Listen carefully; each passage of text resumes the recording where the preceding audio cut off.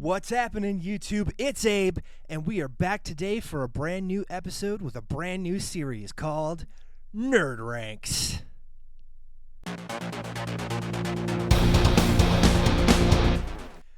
Alright, everybody, we are here today for a brand new series. Today, we're going to be ranking the Spider-Man films, and this is my personal list. Now, please get in the comments, share your lists, because just because I have certain tastes doesn't mean that yours aren't different, and that is fully okay. So let's talk about it in the comments section. Please be respectful as well, and please be kind to everyone else's opinions. So let's get into my rankings of the Spider-Man films. This will include all of the live-action films and both of the animated Spider-Verse films. All right, let's start from the beginning.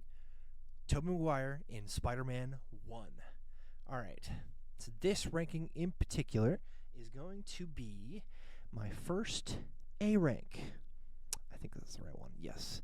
All right, so A rank, pretty simple, fantastic origin story, still holds up. It is, of course, still, the classic kind of goofy, fun Raimi vibes that he has a very particular style that if you guys go back and watch those films, his particular humor and everything is just very unique and everything. But you can't deny how absolutely fantastic they pulled off the origin story and how fantastic the Green Goblin was as a villain, how fantastic Tobey was as Spider-Man. There was so many great qualities to that first film, and it is so fun to go and rewatch.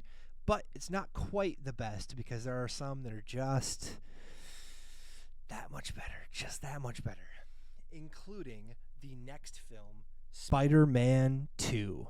All right, guys, if you don't know, I don't know how to explain it to you. You have to go and watch the film. This is, of course, an immediate S tier. It is one of the great superhero films of all time. It still holds up to this day. Doc Ock, chef's kiss. What an incredible, incredible villain. And just fantastic performances, and arguably still one of the absolute best Spider-Man stories ever put to film. It's just absolutely fantastic. And for a lot of people, this will just continue to be the best live-action Spider-Man film of all time. So, Spider-Man 3. All right, here's where the hot takes begin. I don't think it's a super hot take, but I do think some people will dramatically disagree with me for this particular ranking. It's right at the bottom. It is the bottom of the bottom for me. The stuff that works, but the stuff that doesn't work really, really, really, really does not work. Venom is just a giant waste in this film. I thought it was goofy as a kid, and I still think it's even worse now. Especially because even though the Tom Hardy films are not perfect, just the comparison, the difference between the two is just incredibly. It's just insane how awful it is. I just had to say it. It's not great. It's not great. But the Sandman stuff is just fantastic, and I think if you would have been able to do like a Sandman and like one other villain, obviously it would have been probably Green Goblin Jr.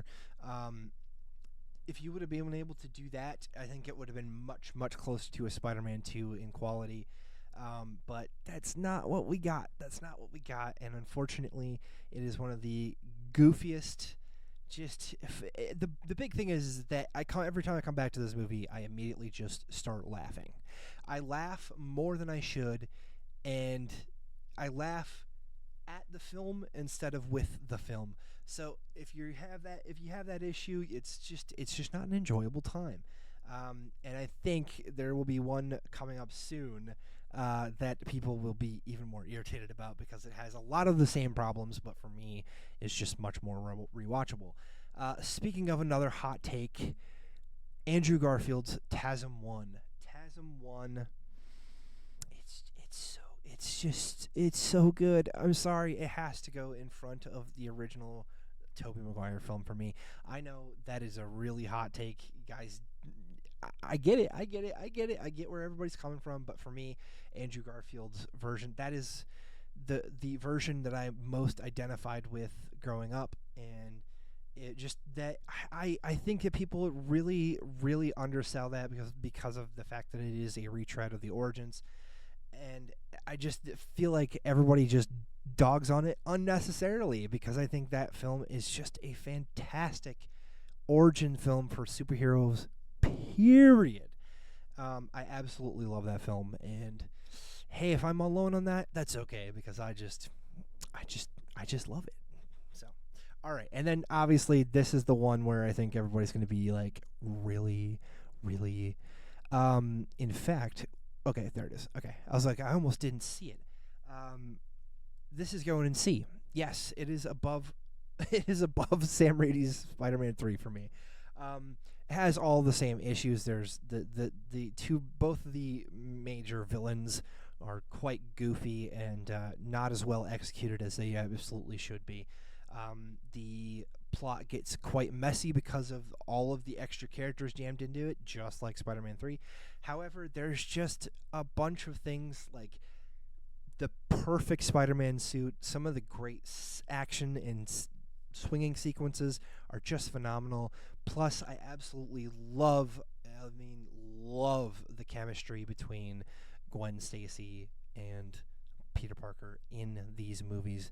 Emma Stone and Andrew Garfield are incredible, and I think they absolutely hold that film down. And for some reason, I don't laugh as much at that movie as I do Spider-Man 3, so it's just one of those ones that I just constantly feel like I'm able to rewatch, despite the fact that it is not one of the better films. So, okay, Tom Holland. Here we go. Tom Holland movies, Homecoming. Homecoming is getting a B from me. I absolutely think this is a fantastic first film for him, and I love that this entire trilogy winds up setting up the sort of classic Spider-Man that we know and love, and I like how they did something different. They challenged themselves to try and do something different. Michael Keaton's Vulture is absolutely phenomenal in this movie. Absolutely love it. There's so many great little MCU things that were fantastic in this film as well, but there are also those things that sort of start here and start to wear it down. There's plenty of things that I'm like, okay, I miss the classic Spider-Man things here. I miss the sort of iconic, sort of story elements of Spider-Man that just feel missing here, and the criticisms of him being Iron Boy Jr., that all stems from here, and it is rightfully so, I think, in my opinion. And I don't hate this film. I actually quite enjoy it, obviously. I mean, put it in B. But it is still, it doesn't quite hit those highs as the first two origin films from Tobey and Andrew. So then it gets, unfortunately, a little bit lower. For Far From Home is one of those movies that I absolutely loved it walking out of the theater. It was just a ton of fun to watch. But the more analytical I got with it and just had the time to just sit with it and rewatch it multiple times, it just gets less and less enjoyable on rewatches. And it just starts to feel less and less like a Spider-Man film and just more a generic MCU film. And that is, I think, a big no, it doesn't work. It doesn't help the film in any way, and I think a lot of people will wind up agreeing with that. So yeah, that's where I put Far From Home. Oh, and also Mysterio's fantastic, but I also kind of wish they wouldn't have just did the same kind of, oh, he might be kind of a good guy, and then you reveal that he's a bad guy in the middle of the, like that. It's a cool idea, but I feel like it's just didn't work fully. I would rather, I like, everybody who knows Spider-Man knows Mysterio's the bad guy, so it's like are you really treading new ground here if everybody already knows? So yeah, for me, I absolutely love Jake and Gyllenhaal in this movie. Absolutely love Mysterio when Mysterio gets to be Mysterio. But I wish he would just straight up Mysterio the entire time, and maybe pull it out of being on European vacation and pull it into just being in the streets of New York. I think that could have been in much better film. Anyway, enough of that. On to Spider-Man: No Way Home. Okay, guys. This was in S tier. This was in S tier because of how much of a great emotional response it got out of me. But after certain rewatches, it has slightly fallen. Of course, it's not letting me put. There we go. Yeah, I am recording this, live and everything, so you'll see those little mistakes, unfortunately. But yes, No Way Home is a phenomenal film. I absolutely love it. I absolutely love what they did with the three Spider-Men. I love how they pulled it all together and just sort of made this incredible final act of the first trilogy for Tom Holland. And it's still incredible, but I think there's a couple of small issues that sort of pull it down on rewatches that take it from being one of those great S-tier Spider-Man films to being just a really, really, really, really good A-tier. All right. Now, let's just quickly get this over with. We're going to go to the Spider-Verse films. S tier. Try and get it there we go. S tier. I mean, that right there. Across the Spider-Verse. I mean, what can I say that already hasn't been said? It's a phenomenal movie. Absolutely loved it. I adore that movie. I adore the sequel even a little bit more than the first one, even though the first, I mean, it's like the smallest bit above it. They're just absolutely phenomenal films, and I think by the time we get beyond the Spider-Verse next year, I think it's just going to be one of the ultimate perfect superhero trilogies of all time. They're just absolutely incredible films. And of course, the one I think you guys might be here for the most, Brand New Day. If you guys haven't seen, go to the channel. Our last episode we recorded of the Nerd Talk show, we did a full spoiler-free and spoiler-filled breakdown of the movie in one episode. So go check that out. And of course, yes, there's some recency bias, but god damn, this movie was incredible. I'm putting it above Spider-Man 2. I know that's controversial. I think people are probably putting this maybe at the top of A or at the bottom of S, but for me this is exactly what this felt in the best way possible. It felt like those early cartoons again. It felt like an episode of the animated show from the 90s come to life in full epic action, like everything I grew up with. The Hulk, Punisher, Spider-Man, all of them together, plus a little bit more. No spoilers. But all of those characters, all those groups of characters, all in one movie. And the movie's actually really good and has a great message, has the absolute essential classic Spider-Man just story elements in it. It's like everything I've wanted out of this version of Spider-Man is there.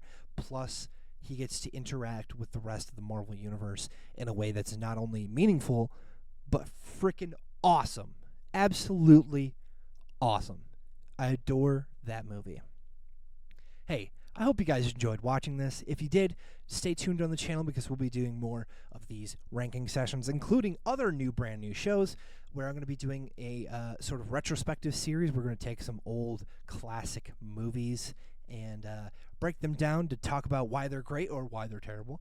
And of course, some other awesome new shows that you'll just have to tune in for later. And of course, later this week, from when this is being uploaded, we are going to be doing a live coverage of D23. We're going to be talking about Star Wars announcements and Marvel announcements from D23 live. That's right, live. Nerd Talk Live is going to be happening Friday, August. I don't know when exactly it is, but hey, we'll be putting a short on the channel to announce exactly what time and what day exactly, so be on the lookout for that. Thank you guys so much for watching, and we will catch you in the next episode.